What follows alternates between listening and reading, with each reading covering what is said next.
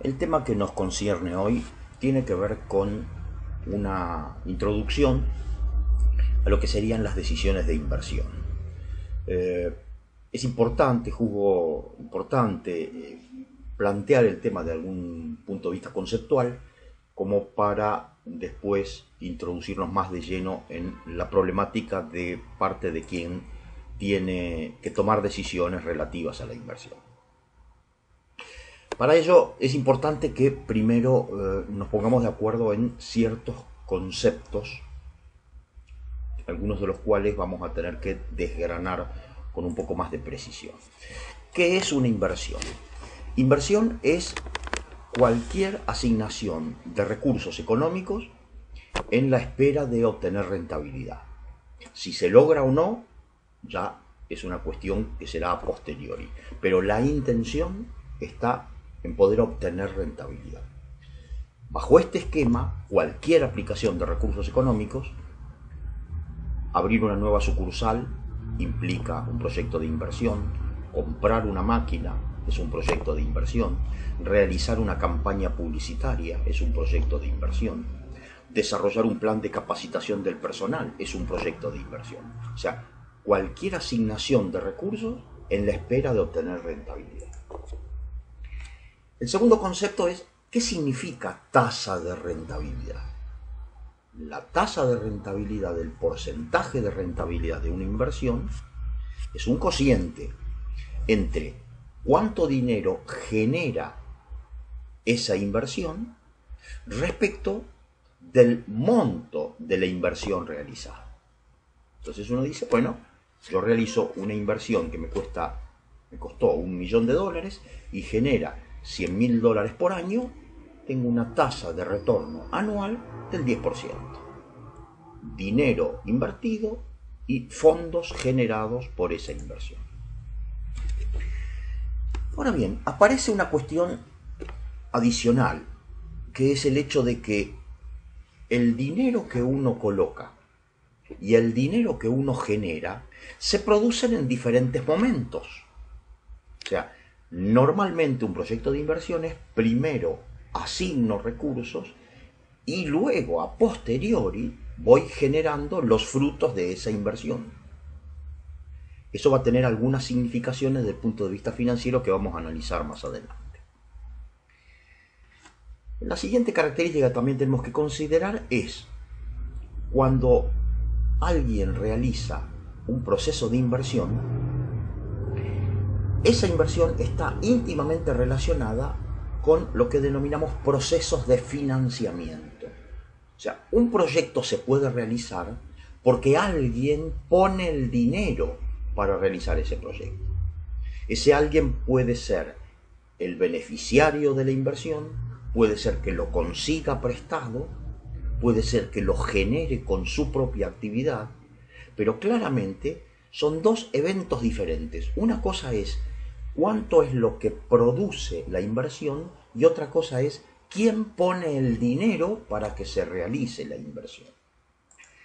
Por lo tanto, para poder estudiar y aceptar proyectos de inversión, tenemos que considerar un entorno financiero, que significa, por un lado, mirar cuáles son los activos que se van a invertir en el proyecto y eventualmente elegir entre diferentes alternativas de inversión, y por otro lado, tener que estudiar de qué manera se pueden conseguir fondos para ese proyecto de una manera lo más económica posible.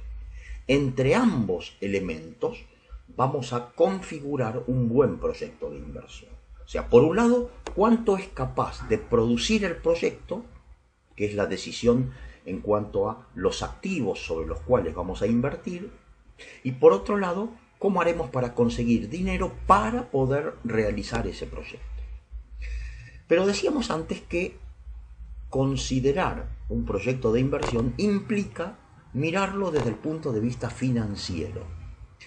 Y si vamos a mirar desde el punto de vista financiero, es importante también que clarifiquemos ciertos conceptos, porque razonar desde el punto de vista financiero es diferente al razonamiento común de los negocios. Y me voy a explicar con los conceptos que vienen a continuación. Razonar financieramente implica pensar en un eje de tiempos. O sea, a lo largo de un eje de tiempos, uno puede imaginar, al comienzo de la vida del proyecto, el dinero es asignado. Y ese dinero asignado, en un futuro, va a generar, supuestamente, retornos. Pero siempre a lo largo de un eje de tiempos.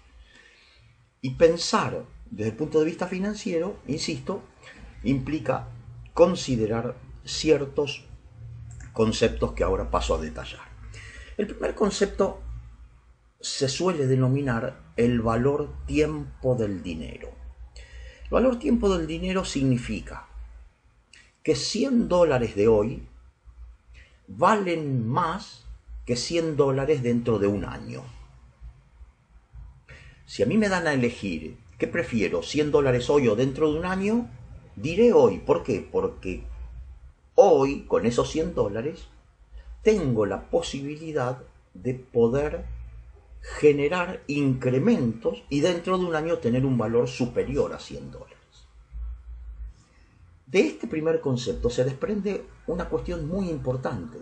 Si $100 de hoy valen más que $100 dentro de un año, los $100 de hoy no son comparables con los $100 dentro de un año.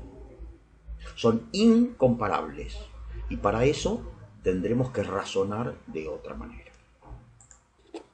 Segundo concepto básico. El capital nunca permanece ocioso. El capital nació para generar nuevo capital. El capital no duerme la siesta. El capital está pensado para producir. No se entiende un capital para destinarlo a ponerlo, digamos, dentro de un cajón y que no haga nada. El objetivo del capital es crecer. Si lo logra o no, veremos. Pero el objetivo es crecer. No se entiende un capital dormido. Tercer concepto financiero básico. Si el capital no duerme y el capital está pensado para que crezca, el ritmo de crecimiento de un capital es lo que denominamos tasa de interés o tasa de ganancia. ¿A qué velocidad crece un capital? Tercer concepto financiero. El siguiente concepto que quiero volcar es, si el capital no duerme, el capital está sometido a un ritmo de crecimiento, no existen diferentes ritmos de crecimiento para evaluar una decisión financiera. Hay una sola manera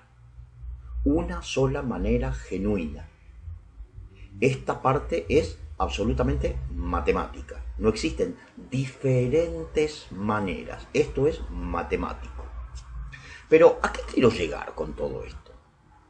Insisto, toda esta presentación es introductoria para el verdadero análisis de los proyectos de inversión. ¿Qué es una operación financiera? Una operación financiera implica un cierto capital asignado al que denominamos C. Ese capital yo lo pongo a producir a lo largo de un cierto tiempo. Lo voy a denominar N a ese tiempo. Ese capital que yo lo pongo a producir a lo largo de un cierto tiempo, uno espera que se convierta en un capital mayor al que denominamos M a lo largo de ese tiempo. ¿Y de qué forma C se convierte en M con el paso del N? En función del ritmo de crecimiento de ese capital. Son 4 elementos que configuran una operación financiera. ¿Cuánto dinero arriesgo en esa operación financiera?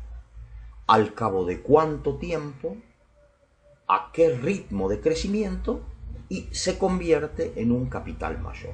Insisto con lo que decimos antes, una operación financiera no es solo poner dinero en el banco o comprar bonos del tesoro o comprar acciones. Una operación financiera es una campaña publicitaria, una nueva sucursal, una máquina. Pongo dinero en una campaña publicitaria, en una máquina, al cabo de un cierto tiempo eso es capaz de producir un cierto beneficio y va a hacer que mi capital sea mayor. La medición de la rentabilidad de una operación financiera, que es su ritmo de crecimiento, se calcula siempre al final. O sea, si yo tengo a riesgo en un negocio $1.000.000 y al cabo de 2 años ese $1.000.000 se convirtió en $1.200.000, yo diré, al cabo de 2 años tuve una tasa de retorno del 20% bianual, calculado como cuánto puse, a cuánto llegué, en cuánto tiempo. ¿Existen diferentes formas de analizar una operación financiera? No, no y no. Hay una sola. ¿Existen diferentes tasas de rentabilidad de una operación financiera? No, no y no. Hay una sola manera. Porque esto es matemática. Para matemática no existen diferentes cálculos. ¿Cuál es ese único cálculo? El que hemos conocido como interés compuesto. Interés compuesto, ¿qué significa? Ese $1.000.000 de que hablábamos creció un 20% a lo largo de 2 años. Crecer a lo largo de 2 años al 20% no es lo mismo que decir crece un 10% por año. Porque si ese capital creciese a un 10% por año, al cabo del primer año, en lugar de $1.000.000, tendría $1.100.000. Y al cabo del segundo año, ya no tendría $1.200.000, sino $1.100.000 más un 10% más, que da más que $1.200.000, daría $1.210.000. Quiere decir que si esta operación que estamos hablando arranca de 1.000.000 y llega a 1.200.000, es 20% cada 2 años y es menos de 10% por año. Porque, como consecuencia de aquel concepto que dijimos, el capital no duerme, el capital crece a un cierto ritmo anual para llegar al 20% al cabo de 2 años. En el ejemplo que estoy mostrando aquí, $1.000.000, 6 meses, al 2% anual, no crezco al 12% semestral, 6 por 2, 12. ¿Ven? Al final, si realmente este negocio produce un 2% mensual, finalmente tendré 1.126.000 y no 1.120.000. Es la única manera de calcularlo. C por 1 más I a la N da igual a M. Esa es la fórmula que finalmente configura lo que denominamos interés compuesto y configura la rentabilidad real de un capital. Este concepto, que pueda ser probablemente complejo, digamos, de analizar, va a tener una serie de derivaciones que luego en clase lo vamos a poder ver más en detalle. Pero por ahora me quedo con esta idea, la idea de que para analizar la rentabilidad de un proyecto de inversión la tengo que relacionar con el tiempo, y en el tiempo el capital está siempre sometido a procesos de crecimiento. Para yo medir bien el retorno de la inversión, tengo que considerar el valor tiempo. Ahora bien, cuando hablamos de tipos de proyectos de inversión, estamos hablando normalmente de dos tipos de proyectos, de acuerdo a cuál sea el objetivo planteado para el proyecto.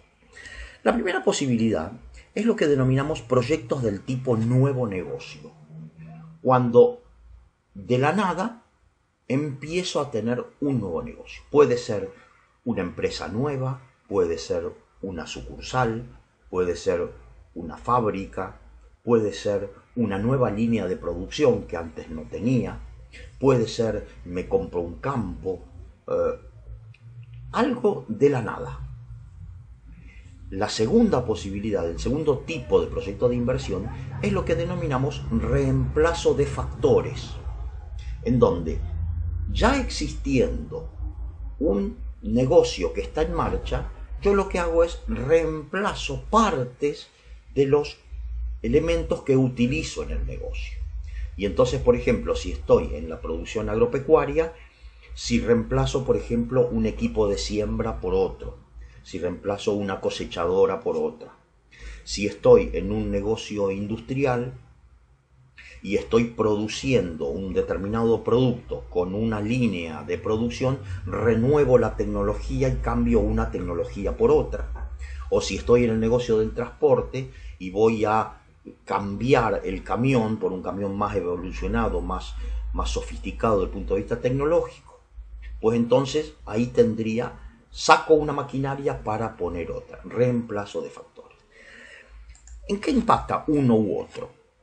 En el primer tipo de proyecto, el foco está en cuáles van a ser los ingresos que va a generar este nuevo negocio y cuáles son los egresos que necesito, valga la redundancia, erogar para poder generar esos ingresos. O sea, cuánto dinero va a producir y cuánto va a haber que invertir para poder generar eso.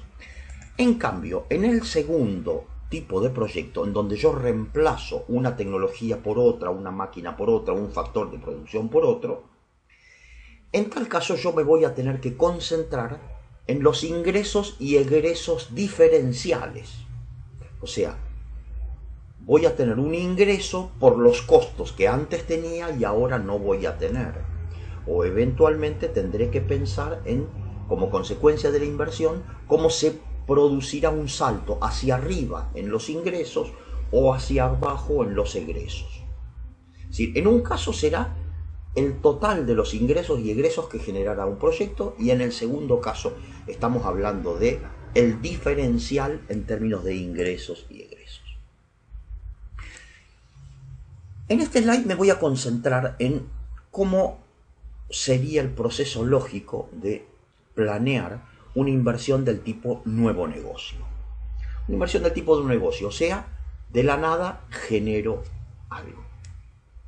Obviamente, el paso número uno se trata de estudiar el mercado. Estudiar el mercado significa cuál es el volumen del mercado, quiénes son los que compiten, cómo reaccionan los clientes. Paso número uno, no se puede pensar una inversión del tipo nuevo negocio si no es estudiando el mercado. Dentro del mercado tendré que estudiar eventualmente cuál puede ser la porción del mercado que pudiera yo tener como consecuencia de la inversión, y eso me va a determinar en alguna medida de qué volumen físico puedo estar pensando que voy a poder trabajar en esta inversión. Entonces, definiendo un mercado y definiendo una cierta porción, diré, bueno, este negocio da para que yo pueda invertir para poder producir y vender tantas toneladas, tantos metros cúbicos, tantos kilómetros, tantos litros, tantos kilos, Definido aproximadamente el volumen que yo puedo llegar a captar, el otro elemento insoslayable es cómo se mueven los precios en este mercado.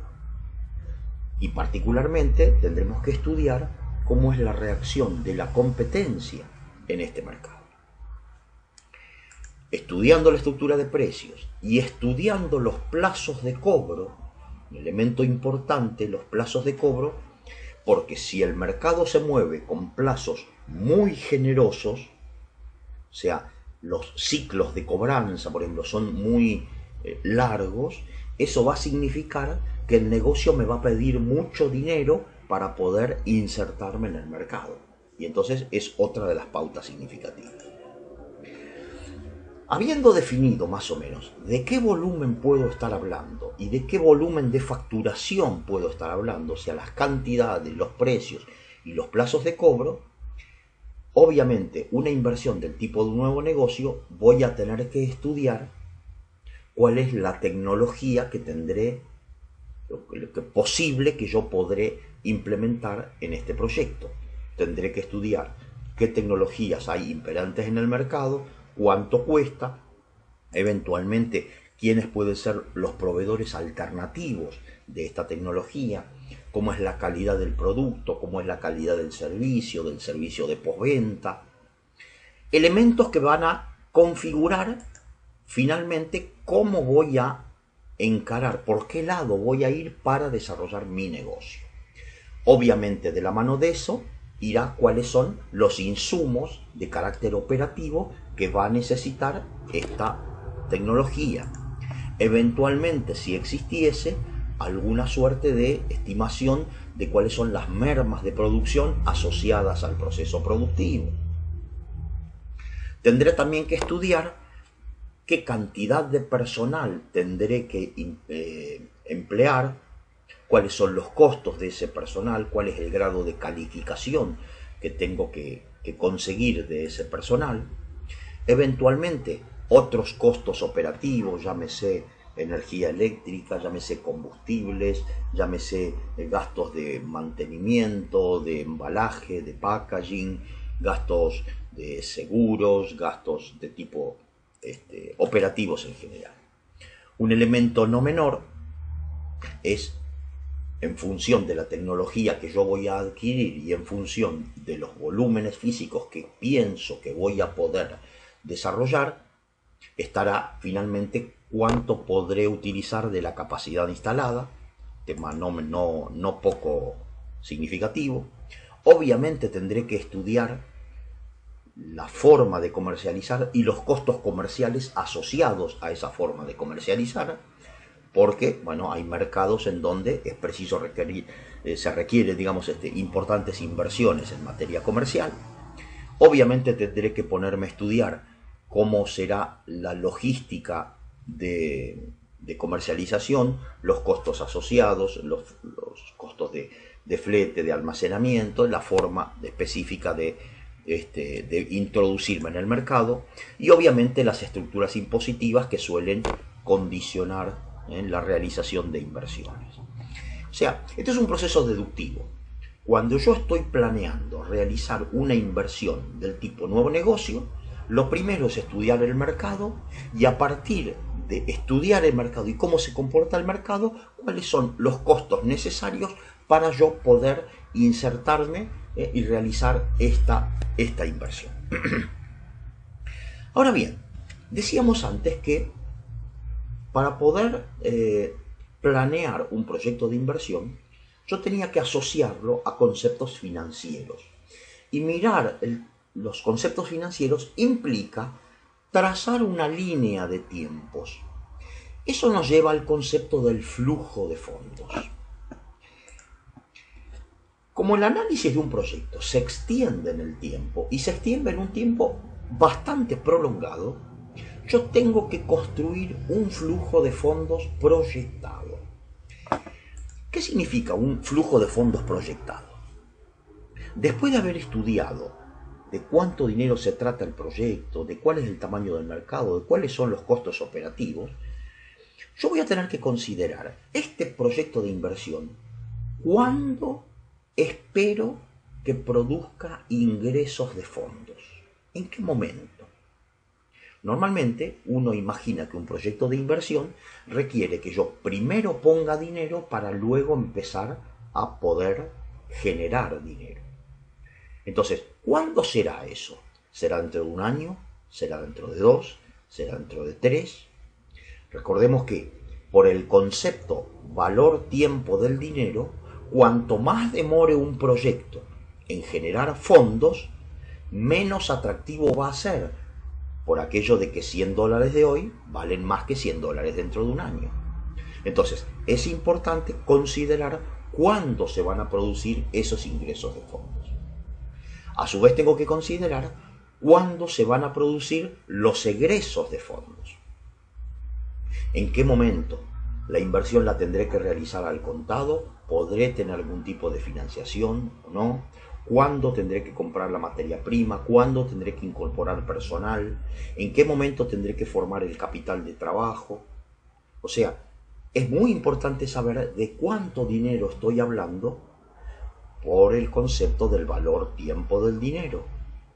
Porque si yo lo sitúo en un eje de tiempo, primero pongo dinero y luego lo voy a recuperar.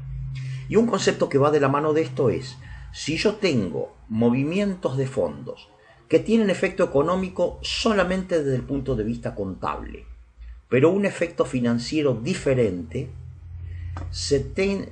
estos movimientos de fondos se tienen que considerar en el momento en que se espera que se produzcan desde el punto de vista efectivo. Voy a un ejemplo. Las amortizaciones de maquinarias son un egreso económico, pero que no tiene correlato financiero, porque yo no hago un cheque mensualmente para pagar las amortizaciones de maquinarias. El cheque lo hago en el momento en que compro la maquinaria. Por lo tanto, esa erogación de amortizaciones no la voy a considerar como lo considera la contabilidad, sino desde el punto de vista financiero. ¿En qué momento lo voy a tener que pagar? De la misma manera, si yo tengo, por ejemplo, estoy computando un costo como consecuencia del impuesto a las ganancias, pero el impuesto a las ganancias lo computo en un periodo, pero lo voy a pagar en otro periodo. Bueno, desde el punto de vista financiero, tengo que considerar el impuesto a las ganancias en el momento en que lo pago y no en el momento en que lo contabilizo, desde el punto de vista financiero. Por eso es importante diferenciar el concepto de flujo de fondos proyectados del concepto del estado de resultados proyectados. Y aquí tengo un cuadro. El de arriba es el estado de resultados proyectados. El de abajo es el flujo de fondos proyectados. La estructura del estado de resultados proyectados difiere de la estructura del flujo de fondos proyectados. El estado de resultados proyectados pretende medir cuánto dinero gana un negocio. Y esa ganancia se produce como consecuencia de vender bienes o servicios, restándole el costo de producir o de comprar esos bienes y servicios que yo vendo.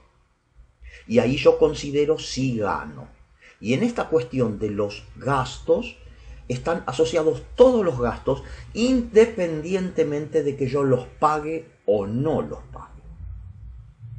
El concepto del estado de resultados es medir si un negocio gana o pierde. En cambio, por eso el estado de resultados proyectado, por ejemplo, no considera el IVA, porque el IVA es un impuesto que desde el punto de vista económico es neutro, porque yo todo el IVA que genero por las ventas, reduzco de eso que tengo que darle al fisco, reduzco el IVA que le pago a mis proveedores y el neto es lo que le doy al fisco. Eso desde el punto de vista económico. Pero desde el punto de vista financiero, el flujo de fondos tiene otro formato. El flujo de fondos tiene un formato de cuánto dinero yo pienso que voy a generar en efectivo y cuántos egresos de fondos yo voy a tener que pagar en efectivo. En efectivo, con cheque, con cuentas bancarias. Entonces, los enfoques son diferentes. El estado de resultados habla de ventas sin IVA. En cambio, el flujo de fondos habla de cobranzas más IVA. El estado de resultados habla de costo de bienes vendidos. En cambio, el flujo de fondos habla de insumos pagados, pagos de insumos, masiva, pago de sueldos y jornales, masiva, pagos de gastos. Son dos conceptos distintos. El estado de resultados, gano, pierdo. El flujo de fondos, cuánto dinero en caja genera. Obviamente, el flujo de fondos considera que tengo que pagar el IVA. Lo que pasa es que el saldo que tenga que pagar de IVA va a ser diferente dependiendo de cómo se haya generado ese IVA y en función de si he tenido primero saldos a favor, saldos en contra y demás. Entonces, mirar un proyecto de inversión es mirar el flujo de fondos del proyecto, o sea, cuánto dinero pide el proyecto y cuánto dinero genera el proyecto, desde el punto de vista financiero y no económico. ¿Y por qué eso es así? Porque, como decíamos al comienzo, si importa el valor tiempo del dinero, y primero tengo que poner dinero y esperar para empezar a producir, ese dinero que yo he ido poniendo en el proyecto tendrá que ser remunerado a través del tiempo para que el proyecto sea económicamente atractivo. Estos conceptos que hemos vertido son introductorios para poder establecer un buen análisis de cómo estudiar adecuadamente el desarrollo de un proyecto de inversión. Considerar que el dinero no puede estar durmiendo la siesta. Por lo tanto, si el dinero no puede estar durmiendo la siesta, cualquier inversión de dinero que yo haga, voy a tener que requerir que ese dinero que yo ponga esté remunerado. Y a esa remuneración la denominamos tasa de interés, tasa de retorno, tasa de crecimiento. Más adelante en clase lo que vamos a hacer es estudiar cómo cuantificar el retorno de una inversión y lo vamos a hacer considerando estos elementos que hemos vertido en esta presentación. Muchas gracias.